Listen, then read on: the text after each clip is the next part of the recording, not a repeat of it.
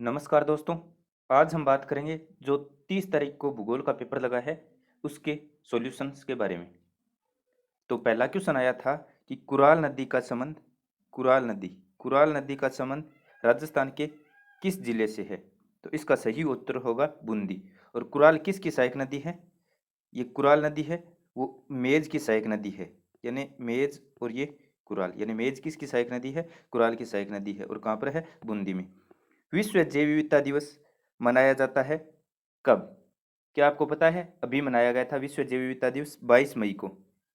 22 मई को world biodiversity day मनाया जाता है। 2022 में इसकी थीम थी सभी जीवन के लिए एक साझा भविष्य का निर्माण। प्रोजेक्ट टाइगर किस वर्ष आरंभ किया गया? तो ये 1 अप्रैल 1973 को प्रारंभ किया गया था प्रोजेक्ट टाइगर। राजस्थान में स्वर्णिम चतुर्भुज निम्न में से किस शहर से निकलता है? तो इसका सही उत्तर होगा दोस्तों उदयपुर। आप जब राजस्थान का मैप देखेंगे तो उसके अंतर्गत उदयपुर से जयपुर के अंतर्गत सीधी आपको लाइन देखने को मिलेगी।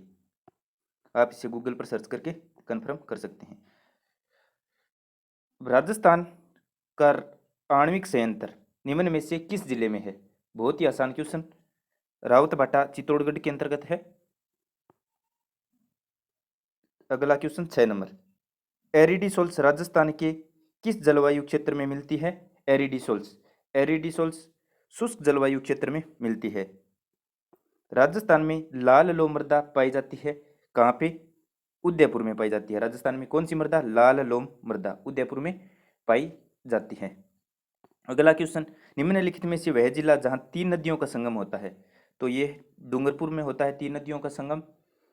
अगला क्वेश्चन 9 नंबर। माही परियोजना से लाभान्वित होने वाला जिला? माही परियोजना से, तो माही परियोजना से डूंगरपुर बांसवाड़ा लाभान्वित होते हैं। तो बांसवाड़ा इसके अंदर सही उत्तर होगा। राजस्थान में निम्न में से कौन सी रबी की फसल नहीं है? तो चना है वो रबी की फसल नहीं है, जबकि जो गेहूं बाजरा ये रबी की फसल है। तो चना किसकी फसल है? चना है खरीफ की फसल। खरीफ की फसल है चना। अगला क्वेश्चन। राष्ट्रीय सरसों अनुसंधान केंद्र कहाँ स्थित है?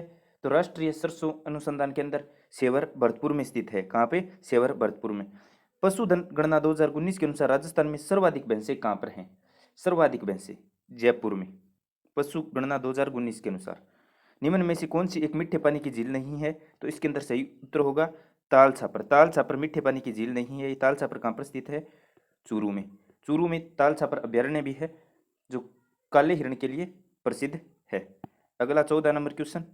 निम्न में से कौन सी कृषि जलवायु प्रदेश में बाजरा बोया जाता है? तो बाजरा अर्ध शुष्क पूर्वी जलवायु, सॉरी थोड़ा सा हम इसे मिटा देते हैं। और हाँ, तो बाजरा अर्ध शुष्क पूर्वी मैदान में बोया जाता है। इसे आप कृषि जलवायु प्रदेश के अंतर्गत बोए जाने वाले फसलों की जानकारी में देख सकते हैं।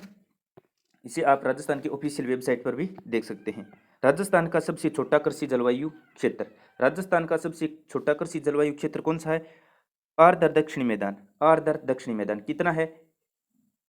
1.72 मिलियन हेक्टर है। 1.72 मिलियन हेक्टर है। अगला क्वेश्चन। निम्न में से कौन सी अंतः प्रवाही नदी नहीं है? अंतः प्रवाही नदी कौन सी है? तो इसके अंतर्गत सही वाकल होगा। वाकल अंतः प्रवाही नदी नहीं है। अगला, राजस्थान में सबसे बड़ा कृषि जलवायु प्रदेश, सबसे बड़ा कृषि जलवायु प्रदेश कौन सा है? तो पहला है इसके अंदर अति शुष्क आंशिक सिंचित क्षेत्र। अति शुष्क आंशिक सिंचित क्षेत्र, और ये कितना है? 7.70 मिलियन हेक्टर, जिसे हम सही तरीके से 7.70 मिलियन हेक्टर बोलते हैं। Hector, million Hector. अगला क्वेश्चन, क्वेश्चन नंबर 18। निम्न में से कौन सी नदी सांभर झील में गिरती है? तो इसका सही उत्तर होगा मेंढा। मेंढा सांभर झील में गिरती है। आप ऑनलाइन जाकर गूगल पर सांभर झील का मैप सर्च कर सकते हैं, जिसके अंतर्गत आप मेंढा नदी को गिरते हुए देख सकते हैं। निम्न में से कौन सी नदी जयपुर जिले में होकर प्रवाहित होती है? तो जयपुर जिले में प्रवाहित होकर बहती है कौन सी? तो इसका सही उत्तर होगा बाणगंगा। अगला 20 नंबर क्वेश्चन। राजस्थान के जिलों में से किसकी सीमा पाकिस्तान से नहीं लगती? जो नीचे दिए गए हैं उनमें तो हम स्पष्ट रूप से जानते हैं जोधपुर के साथ नहीं लगती, जैसलमेर की लगती है, बाड़मेर की लगती है, श्री गंगानगर की लगती है, बीकानेर की लगती है। 21 नंबर क्वेश्चन, सही सुमेलित कौन सा नहीं है? तो इसके अंतर्गत हम देखेंगे सही सुमेलित कौन सा नहीं है। क्वेश्चन नंबर 21, तो ताल छापर अभ्यारण्य चूरू में, ये सही है, एकदम राइट। रामसागर धौलपुर में, एकदम सही है, राइट। सज्जनगढ़ उदयपुर में, सही है, एकदम राइट। शेरगढ़ अभ्यारण्य सिरोही में नहीं होगा भाई, ये होगा बारां में। कहाँ होगा? बारां में, शेरगढ़ अभ्यारण्य बारां में। अगला क्वेश्चन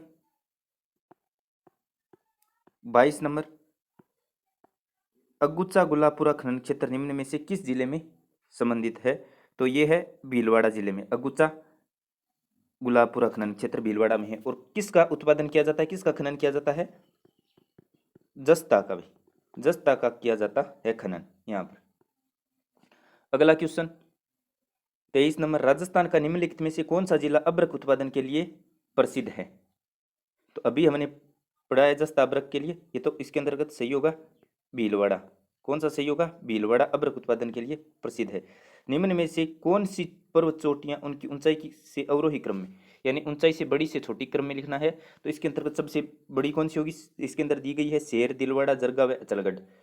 तो इन्हीं में से चुनिए। तो सबसे बड़ी हम जानते हैं शेर है, फिर है दिलवाड़ा है, फिर है जरगा है, फिर अचलगढ़ है। तो सही उत्तर होगा इसका। तो शेर की ऊंचाई कितनी है? शेर की ऊंचाई है 1597। फिर दिलवाड़ा, दिलवाड़ा की ऊंचाई कितनी है? 1422। और फिर जरगा, जरगा की ऊंचाई कितनी है? क्या बता सकते हैं? चलो ये आप बताइएगा। और हम जानते हैं अचलगढ़ की कितनी है? 1380। अचलगढ़ की 1380।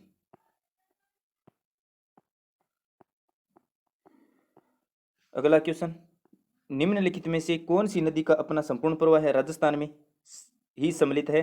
तो इसका सही उत्तर होगा बनास। राजस्थान में पूर्णतः बहने वाली नदी कौन सी है? बनास, वन की आस।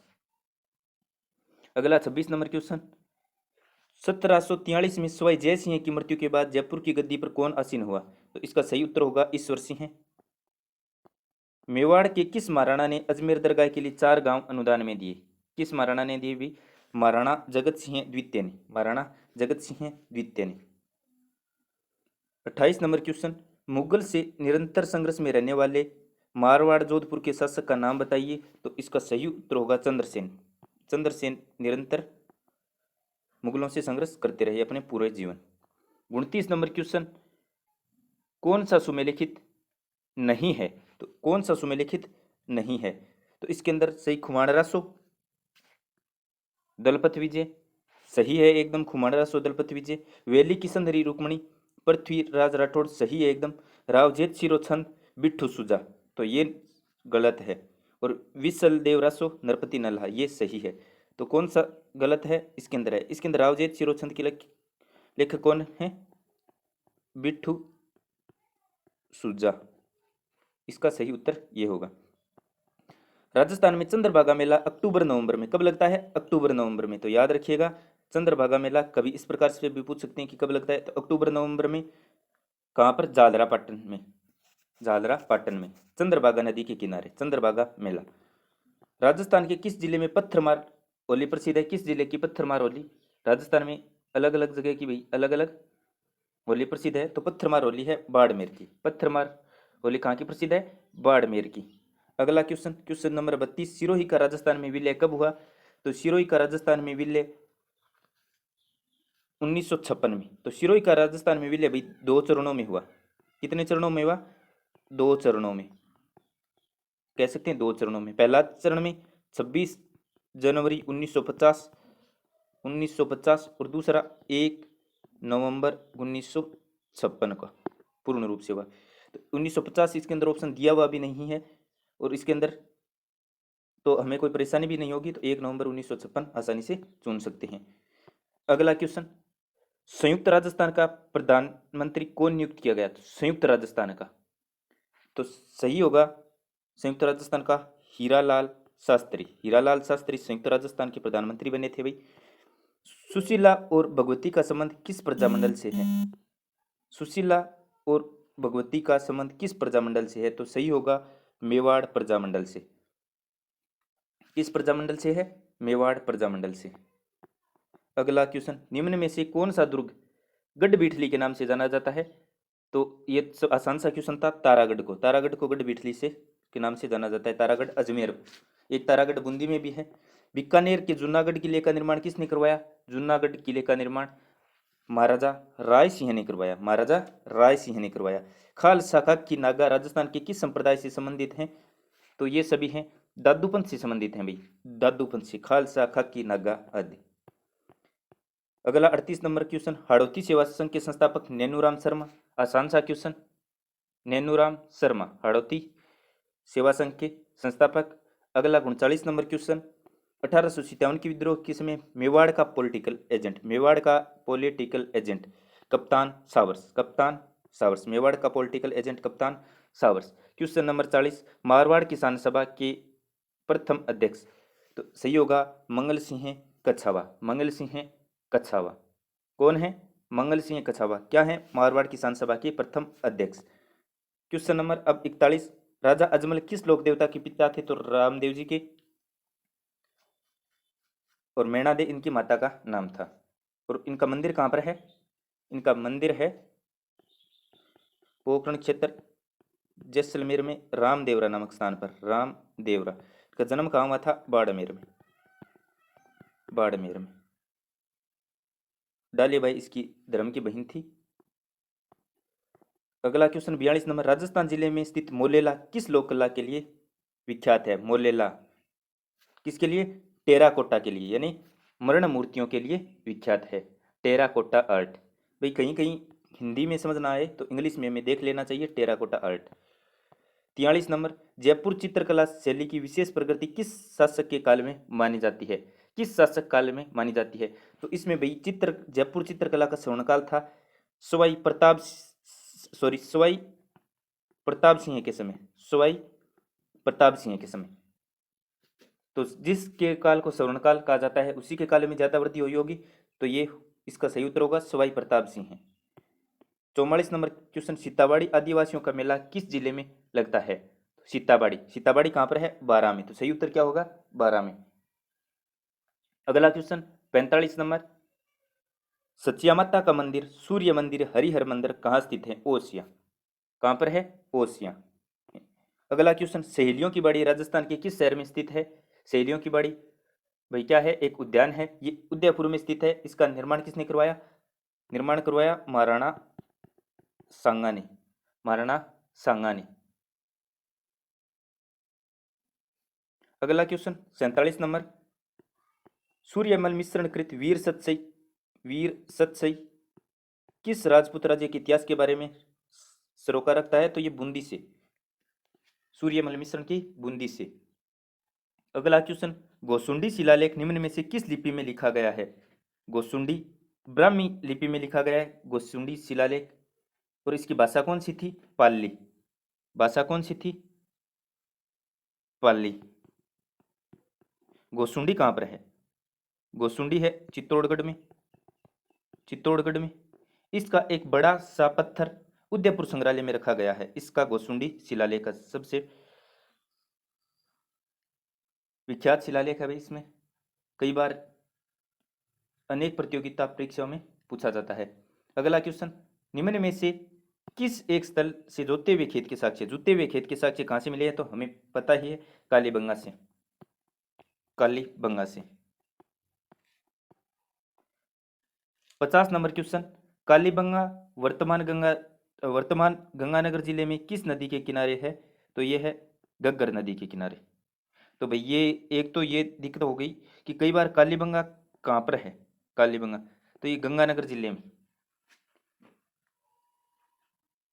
बताते हैं, लेकिन ये रियल में हनुमानगढ़ जिले में है और ये घग्गर नदी के किनारे स्थित है। निम्न में से कौन सी भौतिक भूगोल की शाखाएं हैं? तो भौतिक भूगोल की शाखाओं के अंतर्गत भू आकृति विज्ञान, जलमंडल, जलवायु विज्ञान, मृदा भूगोल ये दिया गया है। तो इसके अंदर भौतिक भूगोल की ये सभी शाखाएं हैं। पृथ्वी के धरातल पर कितना प्रतिशत जल है? तो इसके अंदर पृथ्वी के धरातल पर 71%, जल है, आप ये देख लीजिए 29% स्थल है, तो इसके अंदर लगभग 70.8% दिया गया है, तो 70.8% सही उत्तर होगा। अभी तक खोजे गए कुल महासागरीय गर्तों में से अंटार्कटिक महासागर में कितने गर्त हैं? तो इसके अंदर सही उत्तर होगा 19 गर्त कहाँ पर हैं? अंटार्कटिक महासागर में। भारत का अक्षांशीय विस्तार है 8 डिग्री 4 मिनट से 37 डिग्री 6 मिनट उत्तरी अक्षांश। और देशांतरीय विस्तार कितना है? देशांतरीय विस्तार तो ये है देशांतरीय विस्तार 68 डिग्री 7 मिनट पूर्व से 97 डिग्री 25 मिनट पूर्व। तो आप अक्षांश व देशांतरीय अक्षांशीय विस्तार ये भारत हो गया, ये देख सकते हैं आप। ये अक्षांशीय विस्तार ये नीचे है 8 डिग्री 4 मिनट, ये है ऊपर वाला 37 डिग्री 6 मिनट, 6 मिनट मिनट को इस प्रकार से लिखते हैं।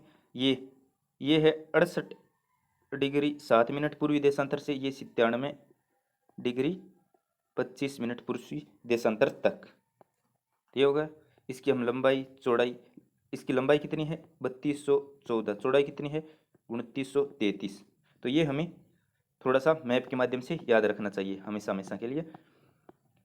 अगला क्वेश्चन, IUCN संकेताक्षर के लिए प्रयुक्त होता है, क्या प्रयुक्त होता है इसके लिए? तो इसके लिए प्रयुक्त होता है international union for conservation of nature, ये सही होगा, international union for conservation nature. इसका मुख्यालय कहाँ पर है? मुख्यालय है स्विट्जरलैंड, स्विट्जरलैंड में इसका क्या है? मुख्यालय है। और 1964 से ये क्या करता है?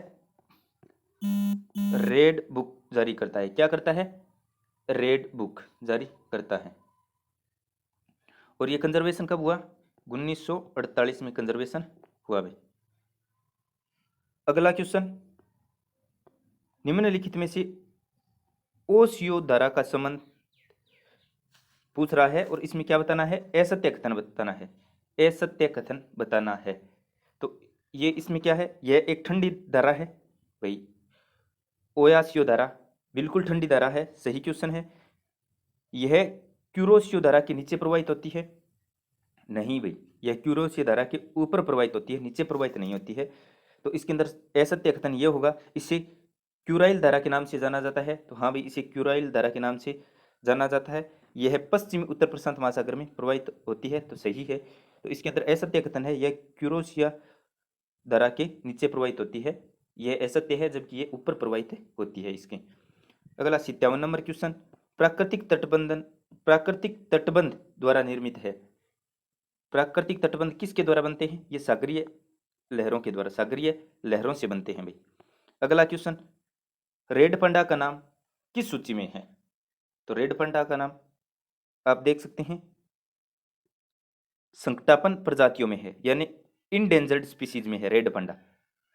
अगला क्वेश्चन 59 नंबर, निम्नलिखित में से कौन सा प्रमाण पृथ्वी की गोलाकार आकृति को प्रमाणित नहीं करता? पृथ्वी की गोलाकार आकृति को प्रमाणित नहीं करता। तो इसके अंदर सही उत्तर होगा सूर्योदय एवं सूर्यास्त।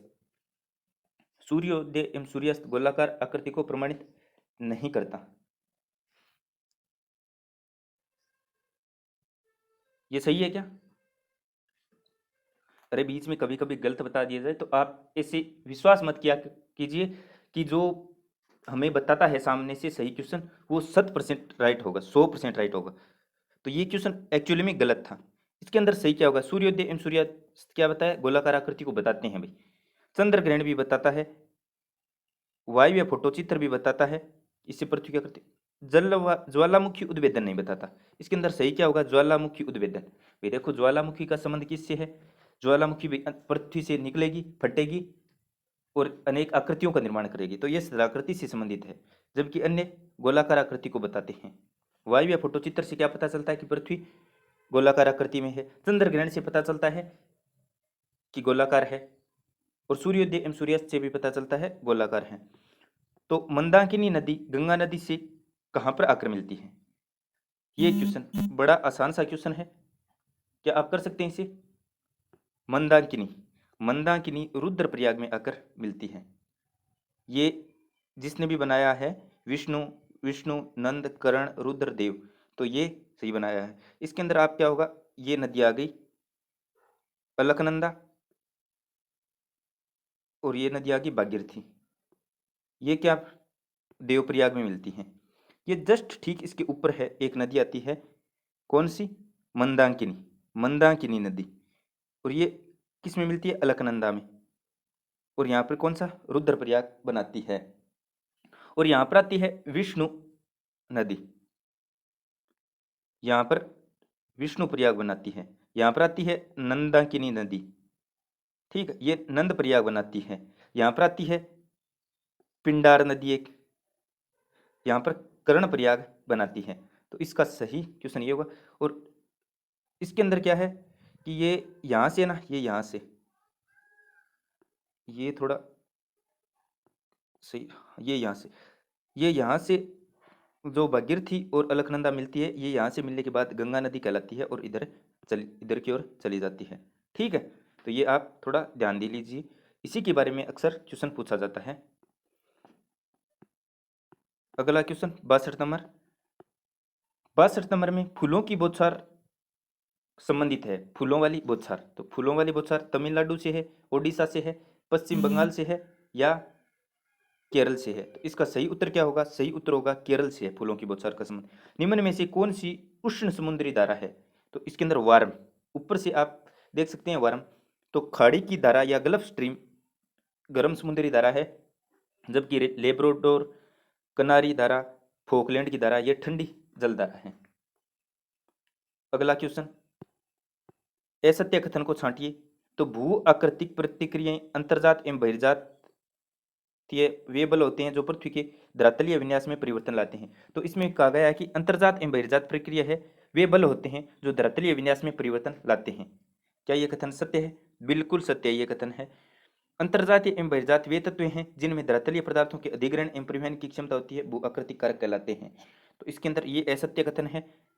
अगला कथन, पर्वत निर्माण की प्रक्रिया है, जबकि महाद्वीप रचना, महाद्वीप निर्माण की प्रक्रिया, महाद्वीपीय रचना। तो ये भी क्या है, ये भी सही है। ज्वालामुखी में पृथ्वी के सतह की और मैग्मा के प्रवाह से लेकर आंतरिक एवं बाह्य ज्वालामुखी संरचनाओं का निर्माण सम्मिलित है, ये भी सही है। तो इसके अंदर गलत क्यों ये होगा, ये कथन गलत होगा। अगला क्वेश्चन, निम्न में से कौन सा एक अनाच्छादन प्रक्रिया का चरण है। अनाच्छादन प्रक्रिया का कौन सा चरण है। तो अपर्दन भी है, निक्षेपण भी है, अपक्षय भी है, चरण ये है। और नहीं पूछा गया इसके अंदर, तो इसके अंदर कौन सा होगा, वर्षण, वर्षण नहीं होगा भाई इसके अंदर। निम्न में से कौन सी ज्वालामुखी निर्मित स्थलाकृति नहीं है। ज्वालामुखी निर्मित स्थलाकृति कौन सी नहीं है। तो सील होगा, डाइक होगा और स्टाक होगा। मियाडर नहीं होगी ये भाई, मियाडर नहीं होगी। मियाडर किससे, विसर्प, मियाडर का अर्थ क्या है, विसर्प। और तो इसका संबंध किससे हो जाएगा, नदी निर्मित स्थलाकृति है मियाडर। ठीक है, अगला क्वेश्चन, अधिकतम सड़क घनत्व मिलता है 67, अधिकतम सड़क घनत्व। तो भाई एनसीईआरटी में उत्तरी अमेरिका दिया गया है अधिकतम सड़क घनत्व, आराम से आप देख सकते हैं बुक में भी जाकर। न्यूयॉर्क अंतर्राष्ट्रीय हवाई अड्डे का नाम है जॉन एफ कैनेडी हवाई अड्डा, जॉन एफ कैनेडी हवाई अड्डा।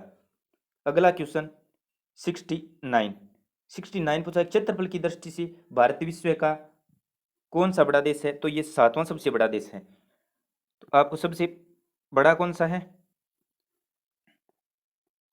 रूस, रूस, कनाडा, RCC, ए बी से आप याद रख सकते हैं, रूस, कनाडा,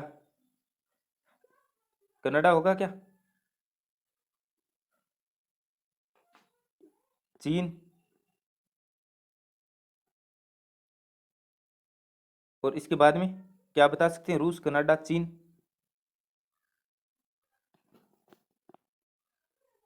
आगे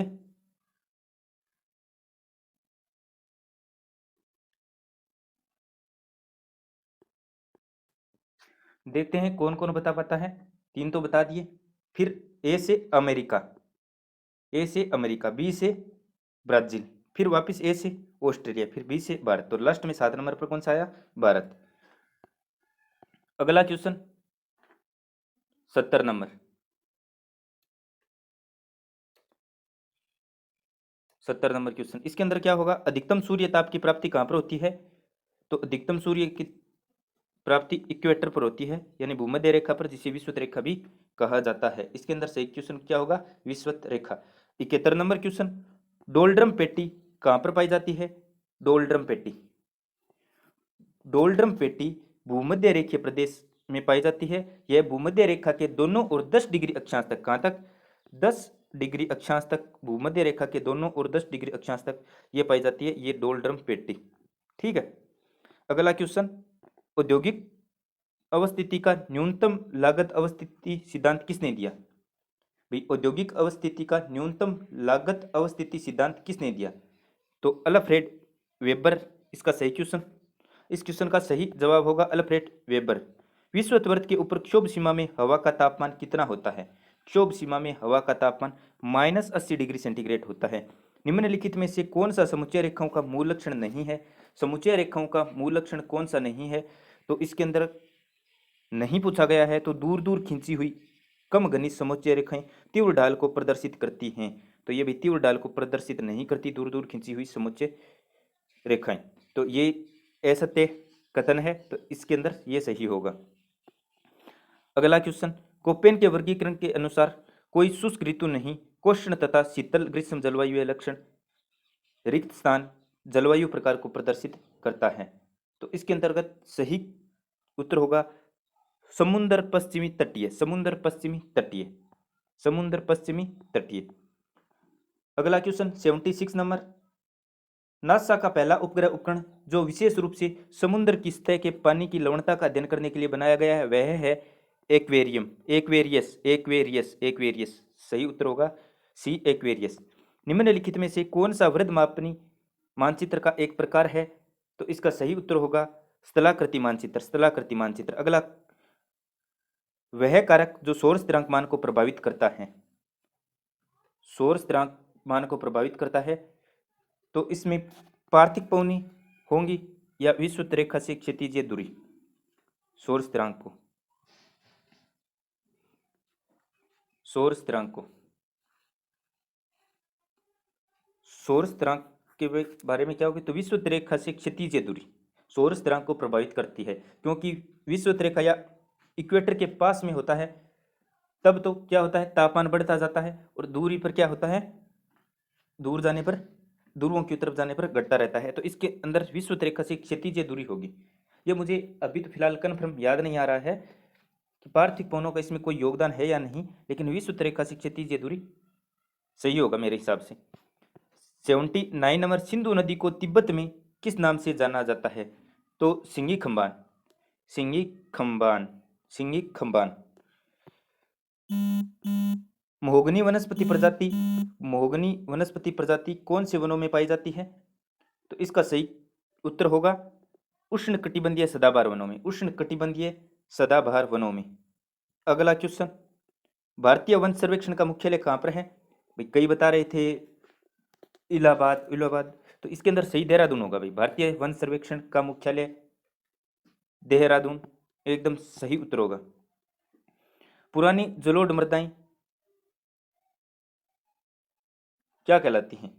खद्दर या बांगर?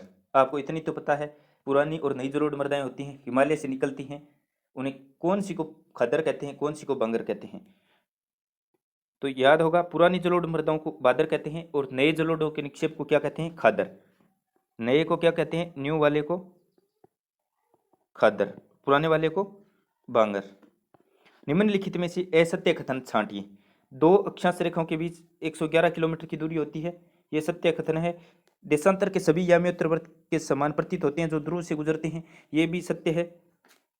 अक्षांश के सभी याम्योत्तर ध्रुव पर मिलते, अक्षांश के सभी याम्योत्तर ध्रुव पर नहीं मिलते। भाई कैसे मिलेंगे? ये तो इस प्रकार से होते हैं, ध्रुव पर कैसे मिलेंगे? सभी सभी नहीं मिलेंगे, तो ये सी इसके अंदर असत्य कथन है। और ग्लोब पर अक्षांश समान समांतर वर्त के समान, तो ये आप थोड़ा सा दिमाग लगा देते हैं तो ये दोनों ही एक दूसरे के विरुद्ध कथन हैं। ये सही है, ये गलत है।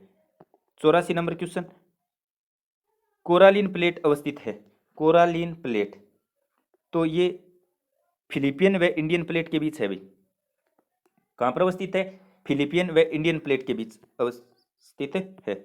निम्न में से कौन सा राज्य जिंक का प्रमुख उत्पादक है? जिंक का, जिंक का राजस्थान प्रमुख उत्पादक है। हिंदुस्तान जिंक लिमिटेड उदयपुर में मुख्य रूप से खनन किया जाता है। खगोल शास्त्री जिसने ब्रह्मांड के विस्तार के बारे में सबसे पहले मत प्रतिपादित किया, कौन है? तो एडविन हब्बल। देखिए ब्रह्मांड के विस्तार का, कि ब्रह्मांड का क्या है कि विस्तार होता जा रहा है और आज भी ये जारी है, ये किसने बताया? एडविन हब्बल ने सर्वप्रथम यह मत प्रतिपादित किया। भूगोल शब्द का प्रथम प्रयोग किया था भूगोल का, आपको पता होगा, भूगोल का पिता इरेटोस्थनीज को कहा जाता है। इरेटोस्थनीज को जब भी आप भूगोल के बारे में पढ़ेंगे तो पहली लाइन यही पढ़ेंगे। वैसे आपने लुसेंट जी के पढ़ी है तो उसमें भी पहली लाइन यही है। निम्नलिखित में कौन सी श्रीलंका को भारत से अलग करती है? तो पाक जल संधि इसके अंदर नहीं है, मन्नार की खाड़ी इसके अंदर है। तो मन्नार की खाड़ी और पाक जल संधि दोनों भारत और श्रीलंका के बीच स्थित है। तो ये श्रीलंका को भारत से अलग कौन करती है? Gulf of Mannar. अब इसके अंदर है भाई सही सुमेलिखित कीजिए, तो इसके अंदर सही होगा ग्रहणों परिकल्पना किसने दी? चैम्बरलेन ने दी भाई। गैसीय परिकल्पना इमोल कांट ने दी भाई। द्वितारिका परिकल्पना रसेल ने दी। निहारी परिकल्पना लाप्लास ने दी। तो इसका सही होगा एक का डी, एक का डी किसी में नहीं है तो ये होगा भाई सही। ग्रहणों परिकल्पना चैम्बरलेन, ग्रहणों परिकल्पना चैम्बरलेन, गैसीय परिकल्पना इमोल कांट, द्वितारा परिकल्पना रसेल और निहारिका परिकल्पना लाप्लास। तो ये सभी क्या है कि ब्रह्मांड की उत्पत्ति से संबंधित परिकल्पनाएं हैं। अगला क्वेश्चन, पर्वतीय ढालों पर कौन से प्रकार के ग्रामीण अधिवास मिलते हैं? तो किस प्रकार के मिलते हैं? विरल मिलते हैं भाई। किस प्रकार के? विरल। संगन कहाँ मिलते हैं? संगन मैदानों में। अत्यधिक तीव्रता वाले चक्रवातीय तूफान ताउते ने किस भारतीय राज्य को सर्वाधिक प्रभावित किया? तो सही उत्तर होगा गुजरात। आप ताउते का मैप भी देख सकते हैं ऑनलाइन करके, उसके अंदर दिखाएगा कि सबसे पहले यह गुजरात को ही टच करता है।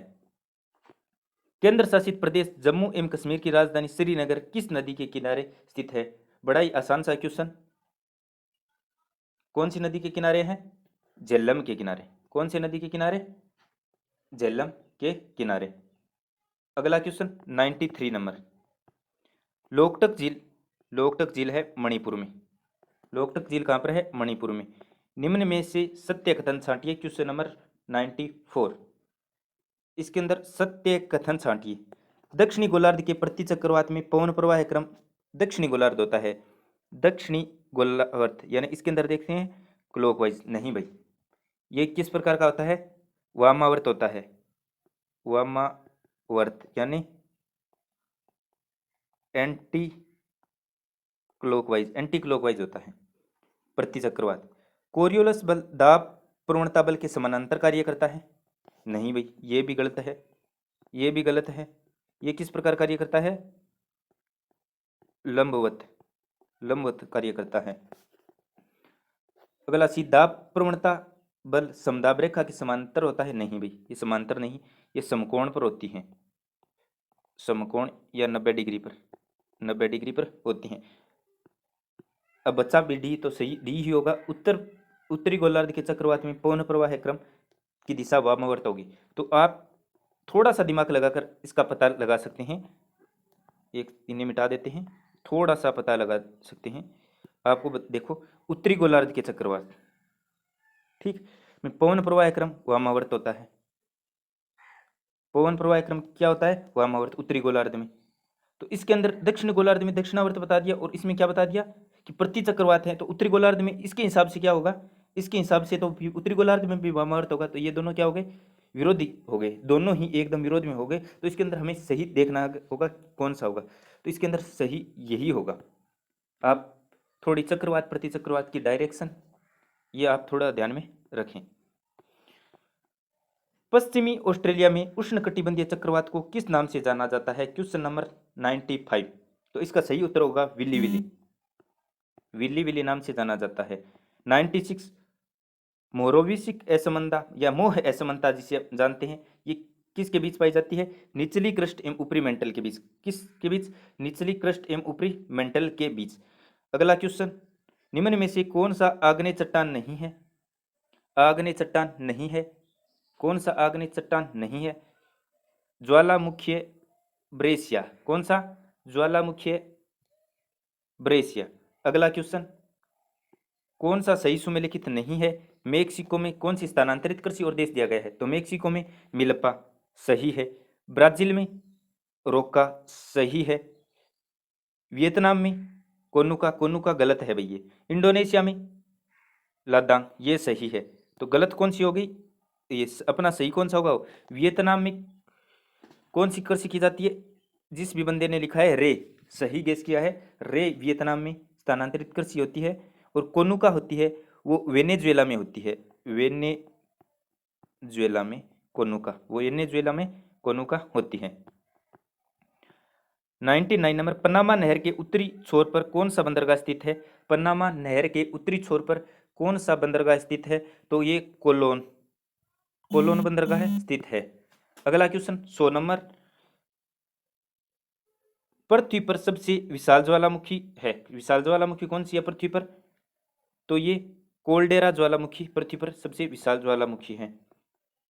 यानी इसके अंदर टाइप दे रखे हैं, कोल्डेरा, शिल्ड, सिंडर, शंकु या मिश्रित ज्वालामुखी। तो कोल्डेरा, इसका मुख भी बहुत बड़ा होता है। वायुमंडल की परत जिसके कारण पृथ्वी पर रेडियो संचार संभव होता है, तो वो आयन मंडल के कारण संभव होता है। वे किसके कारण? आयन मंडल के कारण संभव होता है।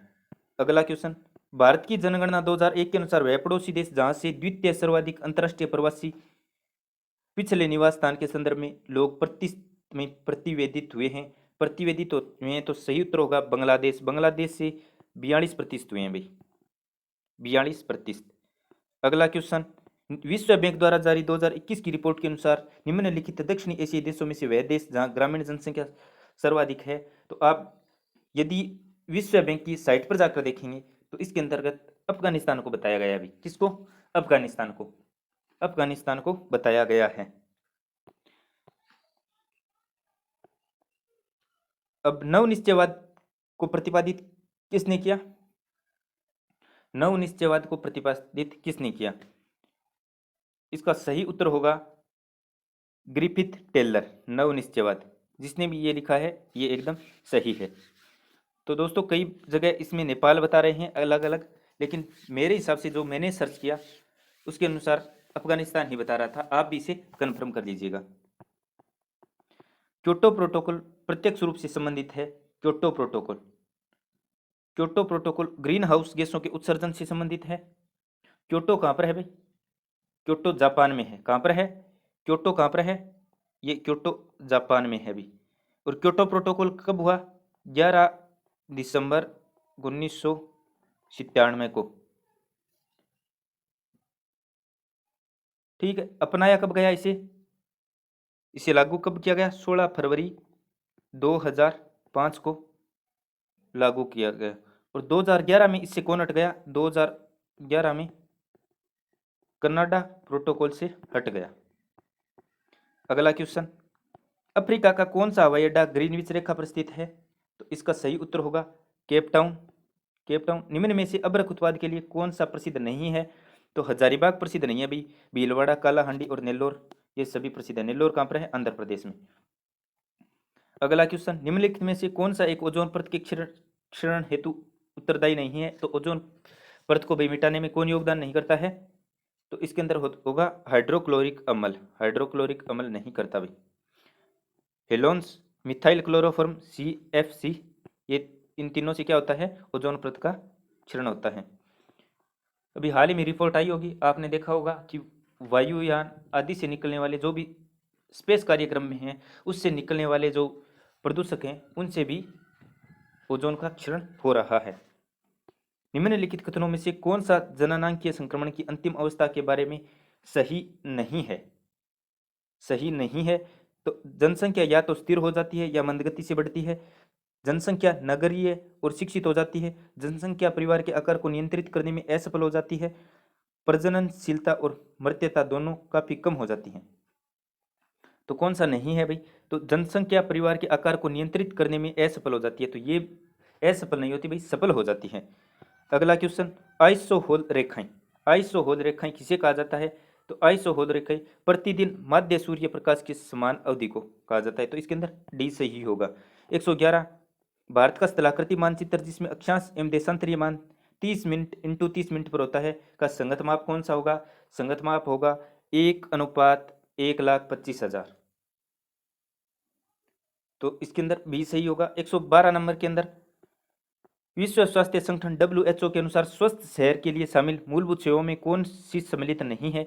तो इसमें भी छवि ग्रह सम्मिलित नहीं है। भाई कई इसके अंदर प्राथमिक स्वास्थ्य सेवाएं भी बता रहे थे, लेकिन मैंने जो डॉक्यूमेंट डाउनलोड किया उसके अंदर मैंने सर्च किया तो भाई सिनेमा हॉल उसके अंदर ना तो कोई सिनेमा, ना कोई हॉल, ना कोई छवि ग्रह, इस प्रकार से कोई शब्द मेंशन था जो मैंने पूरी रिपोर्ट डाउनलोड की उसके अंदर।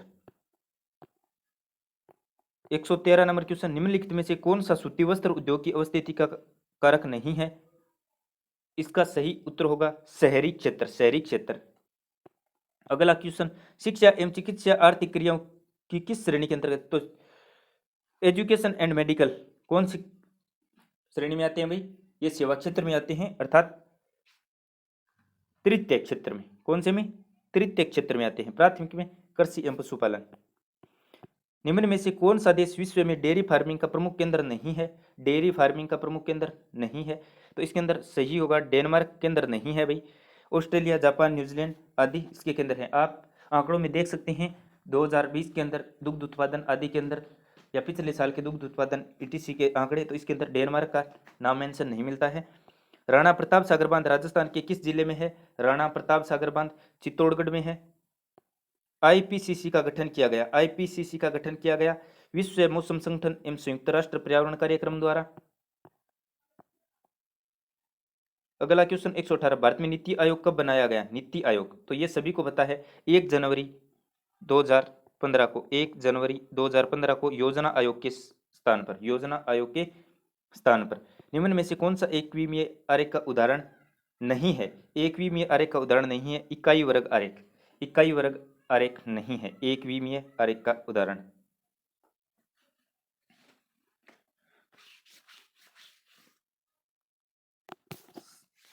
एकविमीय आरेख का उदाहरण इकाई वर्ग आरेख नहीं है। इसे आप जिसके पास भूगोल है अच्छी तरीके से कन्फर्म भी कर लीजिएगा। GIS का पूरा नाम है GIS, GIS का पूरा नाम कौन सा है? भौगोलिक सूचना तंत्र, भौगोलिक सूचना तंत्र, भौगोलिक सूचना तंत्र GIS का पूरा नाम है जियोग्राफिकल इंफॉर्मेशन सिस्टम। जब समोच्च रेखाएं एक दूसरे के अत्यंत पास पास होती हैं तो तीव्र ढाल को प्रदर्शित करती हैं, तीव्र ढाल को प्रदर्शित करती है। अंकलेश्वर तेल क्षेत्र गुजरात के भरूच जिले में आता है। निम्न में से कौन सा मात्रात्मक वितरण मानचित्र नहीं है? मात्रात्मक वितरण मानचित्र नहीं है, तो इसके अंदर होगा वर्ण प्रतीकी मानचित्र। ये कौन सा है? गुणात्मक मानचित्र है भाई। अगला 124 नंबर, निम्नलिखित में से कौन सा सीमेंट उत्पादक में महत्वपूर्ण स्थान नहीं है? तो इन ऑप्शनों के हिसाब से क्या है? केरल है। जबकि हम देखते हैं सीमेंट उत्पादक में एक समग्र रूप से तो राजस्थान का भी स्थान है भाई, मध्य प्रदेश का भी है, केरल का भी है और आंध्र प्रदेश का भी है, इन सभी का स्थान है। लेकिन जिस प्रकार से ऑप्शन दे रखे हैं उसके अंदर हिसाब से केरल ही होगा भाई। भूमध्य सागरीय कृषि जानी जाती है खट्टे फलों के उत्पादन के लिए। भूमध्य सागरीय कृषि किसके लिए जानी जाती है? खट्टे फलों के उत्पादन के लिए। 126 नंबर क्वेश्चन, निम्नलिखित में से कौन वायुमंडलीय प्राकृतिक आपदा नहीं है? तो इसमें ज्वालामुखी उद्भेदन वायुमंडलीय प्राकृतिक आपदा नहीं है। लू, उष्णकटिबंधीय चक्रवात और सूखा ये वायुमंडलीय प्राकृतिक आपदा हैं। क्वेश्चन नंबर 127, कौन सा चंबल बहुउद्देश्य परियोजना के अंतर्गत नहीं है? तो ये है पोंग बांध नहीं है भाई। पोंग बांध व्यास नदी के किनारे स्थित है, व्यास नदी पर, व्यास नदी पर कौन सा बनाया गया है? पोंग बांध। और कहाँ पर? हिमाचल प्रदेश में, हिमाचल प्रदेश में व्यास नदी के किनारे। अगला क्वेश्चन 128 नंबर, निम्नलिखित में से भारत के किस राज्य में सर्वाधिक चाय का उत्पादन होता है? तो असम, असम 1 नंबर पर है भाई। बजाज सागर बांध किस नदी पर है? तो माही बजाज सागर माही नदी पर। 130 नंबर, स्वेज नहर जोड़ती है भूमध्य सागर एवं लाल सागर को, ये एकदम सही उत्तर होगा। 131 नंबर, विश्व के विभिन्न क्षेत्रों में जनसंख्या घनत्व है। वर्ष 2018 की रिपोर्ट्स के अनुसार का अवलोकन करने पर द्वितीय सर्वाधिक जनसंख्या घनत्व है। तो आप भाई इसे एनसीईआरटी में आराम से देख सकते हैं। वैसे तो एनसीईआरटी में आप सभी क्वेश्चन देख सकते हैं, लेकिन ये मोटे तौर पर स्पष्ट रूप से दिखाए गए हैं। इसके अंदर होगा अफ्रीका। अफ्रीका होगा कितने नंबर पर? अफ्रीका होगा 2 नंबर पे, द्वितीय सर्वाधिक जनसंख्या 2 नंबर पे। और यूरोप कितने पर होगा? 3 नंबर पे। Latin America and Caribbean 4 number पे। उत्तरी अमेरिका 5 नंबर पे। तो ये सही क्रम होगा। आप ये एक सारणी दी गई है तो आप उसे जाकर देख सकते हैं। फ़ारेनहाइट तापमापी पर पानी का क्वथनांक। पानी का क्वथनांक फ़ारेनहाइट तापमापी पर 212 डिग्री फ़ारेनहाइट सेल्सियस पर 100 डिग्री सेल्सियस और केल्विन पर -40 डिग्री केल्विन, यानी -40 डिग्री सॉरी -40 केल्विन। ठीक है,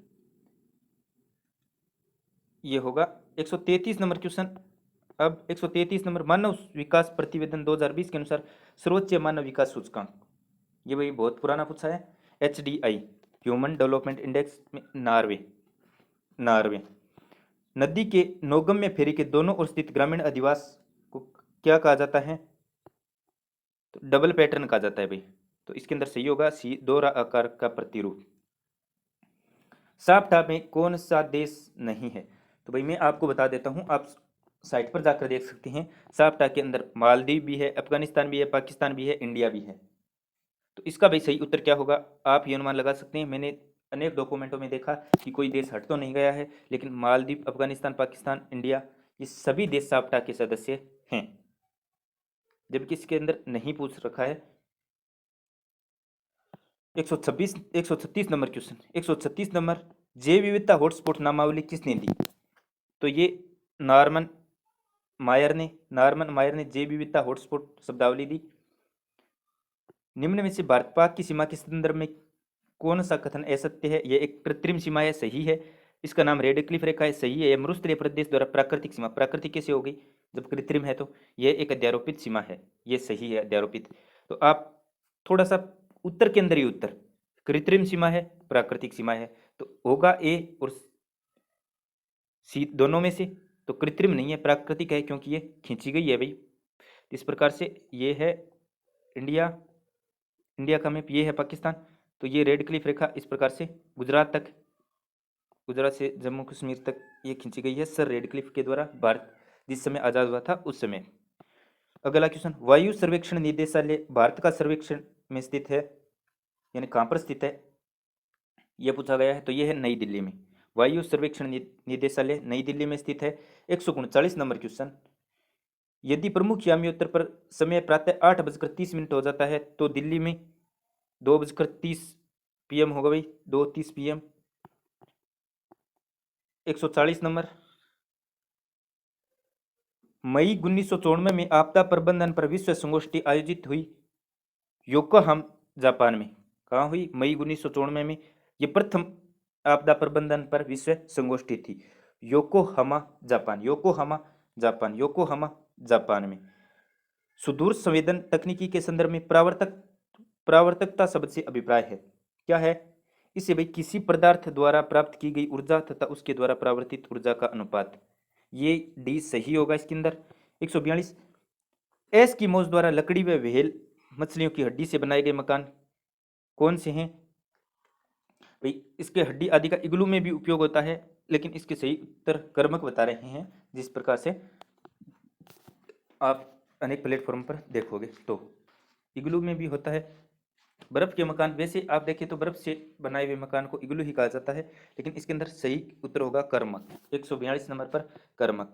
143 में पशुपालन एक उदाहरण है। आपको पहले ही बताया था, पशु कृषि और पशुपालन प्राथमिक व्यवसाय के उदाहरण हैं। भारत में मरु विकास कार्यक्रम कब लागू हुआ? 1977-78 में मरु विकास कार्यक्रम लागू हुआ। ब्रेटलैंड रिपोर्ट, तो ब्रेटलैंड रिपोर्ट का संबंध किससे है भाई? ब्रेटलैंड रिपोर्ट का सतत विकास से संबंधित है, सतत विकास से संबंधित है इसका। अगला क्वेश्चन, राजस्थान का कौन सा शहर अजरक प्रिंट के लिए बाड़मेर, अजरक प्रिंट के लिए बाड़मेर। अगला क्वेश्चन 147 नंबर, भारत में लोहा इस्पात कारखाना कौन सा है जिसकी स्थापना स्वतंत्रता के बाद की गई? तो इसके अंदर भिलाई राउरकेला होगा, ये यूएसएसआर यानी रूस की सहायता से 1955 में स्थापित किया गया। तो सही क्वेश्चन होगा, इस क्वेश्चन का सही होगा उत्तर भिलाई राउरकेला। विश्व के सर्वाधिक लंबे रेल मार्ग का क्या नाम है? तो ट्रांस साइबेरियन रेल मार्ग। केप टाउन बंदरगाह है, आसान सा, हर कोई जवाब दे सकता है जिसने पढ़ा हो। अफ्रीका में। अगला, निम्नलिखित में से कौन से साधनों में एक नवीकरणीय प्रकृति का है? तो सही उत्तर होगा पवन। तो दोस्तों वैसे जिस भी क्वेश्चन में आपको डाउट है, यानी जिस भी क्वेश्चन में आपको डाउट है, तो आंख बंद करके आप दूसरों पर विश्वास मत कीजिए, आप आराम से उस क्वेश्चन के बारे में सर्च कीजिए और सही क्वेश्चन आप कन्फर्म कीजिए। धन्यवाद। बने रहिए डेली करंट अफेयर्स के साथ और देखते रहिए पुराने जो भी राजस्थान के एग्जाम हुए हैं, अन्य एग्जाम हुए हैं, उनकी सीरीज डेली करंट अफेयर्स पर। धन्यवाद।